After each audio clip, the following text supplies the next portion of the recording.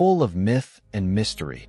Jamestown was the first permanent English settlement in the New World and a foundation for colonization. The English settlement of Jamestown was important for the future of European colonization in North America. The colonists suffered many challenges, particularly in their early years, and many perished, but eventually, the colony grew to thrive. Despite its success, the colony of Jamestown experienced a tumultuous relationship with its indigenous neighbors.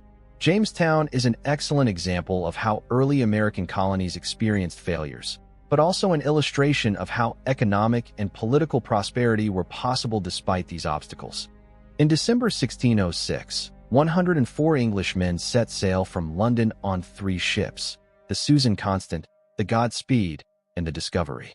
The ships first landed in British settlements in the West Indies, then arrived in Chesapeake Bay in late April 1607.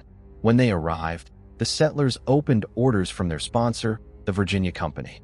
These orders had been sealed on the voyage in order to prevent any infighting or plotting on the voyage, as they listed who was to be in charge of the new colony's government. The colony was led by a council that included the legendary military captain John Smith and was headed by Edward Maria Wingfield. The settlers claimed the land in the name of their king, James I, and began exploring the coast to find the best place to make their permanent settlement, the first for the English in the New World. James City, later called Jamestown, was established on May 13, 1607, 50 miles up the newly named James River. This area was chosen as it was near water, surrounded by 3 sides, actually, for survival and transportation, but suitable for defense if necessary. The enemy that the settlers were most concerned about was the Spanish, who held settlements to the south. The new settlement was created in a marshy area, and construction of a fort soon commenced.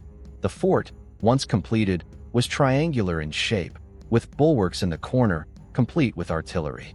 In late June, one of the ship's captains, Christopher Newport, headed back to England to report on the progress of the settlement and get supplies. Not long after his departure, hardships arrived in droves. Many colonists had no idea what it took to build a new life in a foreign land. During the period that these men were attempting to colonize, archaeological evidence shows that a severe drought affected the area. This would have made it difficult to establish new agricultural endeavors.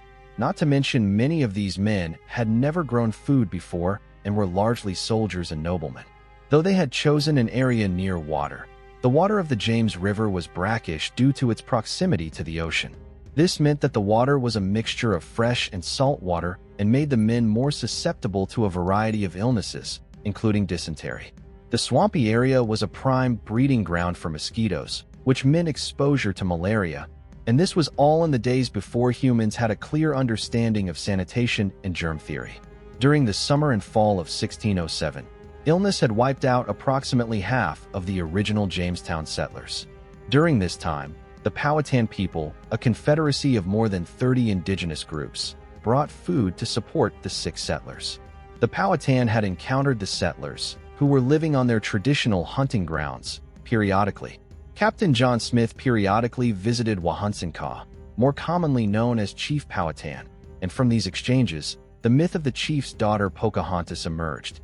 Though Pocahontas was a real person, most elements of the story as it is known to the world via books and movies today are false, largely perpetrated by Smith's own superfluous memoirs. Many historians believe that without the aid of the Powhatan during this time, the Jamestown settlement would have failed. Despite the help, more continued to die from disease. Newport was shocked when he returned to Jamestown in 1608 and found only 38 settlers remaining. To add to the struggles, he had brought 100 new settlers with him. The first women arrived in September of that year in the second supply run. Despite the kindness that the Powhatan had shown to the English settlers during their time of struggle, the relationship between the two groups was a fraught and uneasy one.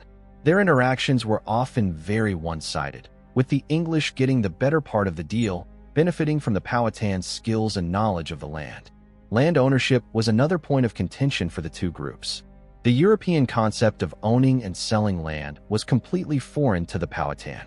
When the Indigenous continued to hunt and gather on land that the English had claimed, conflict often resulted. Though Captain John Smith could be credited for a lot of the original positive interactions with the Powhatan, his tactics became more aggressive as time went on, and his relationship with the chief and others began to sour. Then, in 1609, Smith was injured in a gunpowder explosion and forced to return to England for treatment. With his departure, hostility grew, and physical conflict increased. The winter of 1609 and 1610 proved the most disastrous the new colony had experienced thus far. A supply ship poised to return with much-needed food stores failed to arrive, as it had been stranded by a storm in Bermuda. Relations with the Powhatans were tense, and drought had withered any hopes of storing much food. The Powhatans placed the fort under siege, and fearing death, the English were afraid to leave to search for provisions or hunt. Thus began the starving time. The colonists ate everything they could turn into food, including livestock, pets, rodents, snakes, shoe leather, belts, and, as archaeologists would later discover, the human dead. During this time, one man was even burned at the stake by the colony's leaders for killing and eating his pregnant wife. By the end of the winter, the majority of the settlers, some estimates range close to 90%, had died. The survivors were not relieved until May 1610, when the stranded ship finally made it to Jamestown. One of the travelers on the Bermuda ship was a man named John Rolfe. He had ambitions to become a successful businessman and thought that the way to do so would be to capitalize on the successful tobacco trade growing in Europe. The Spanish had a monopoly on the market, as their strains of the product were most appealing to the masses for flavor and mellow effects. Rolfe managed to obtain Spanish tobacco seeds, despite a death penalty administered by Spain to anyone caught selling such material to a non-Spaniard, and brought those seeds with him to Jamestown. He began planting and was wildly successful. Soon, he and other settlers were exporting large quantities of tobacco, England's first cash crop in the future United States. He built a plantation about 30 miles upstream from Jamestown, and for the first time, the colony was turning a profit. While things were finally looking rosy for the colonists, relations with the Powhatan were still tense. In April 1613, Chief Powhatan's daughter Pocahontas was kidnapped by Captain Samuel Argall and brought to Jamestown in hopes of her being used as ransom for English hostages. Pocahontas was kept hostage for a year, allegedly sexually exploited and otherwise abused, until negotiations were complete. At the conclusion of her confinement, she married Rolfe. This is largely considered a power move by historians, a way for the English to protect their tobacco business. Pocahontas was converted to Christianity and assumed the name Rebecca. She had one son with Rolfe, named Thomas. The family made a public relations trip to England in 1616 to 17 to promote Jamestown and Rolfe's tobacco, but unfortunately, Rolfe would return to Jamestown alone. Pocahontas died suddenly from an unknown cause in 1617, and Rolfe decided to leave his son with distant relatives in England when he departed. Historians suspect Pocahontas could have died from exposure to an unfamiliar European pathogen, but the circumstances around her death are considered suspicious by others. A dreadful milestone would be initiated by the Virginia colonists, which had, by this point, spread beyond the original walls of Jamestown in 1619. Led by Governor George Yardley, a purchase of 20 and odd Negroes from a passing English privateer ship in exchange for food was completed. These African captives marked the first generation of enslaved African Americans in a long and tortuous history of black subjugation in the English colonies and, later, the United States. Though Jamestown and the Virginia colony that grew from it had found financial success, it faced a difficult future. The road ahead would not be easy for the colonists or those they exploited. The first representative assembly in the future U.S. was formed in 1619, a cruel foil to the foundation of slavery established the same year. Women were recruited to promote the establishment of families. The relationship between whites and the Powhatans remained tenuous, with frequent attacks and deaths until a shaky and short-lived peace was established in 1632.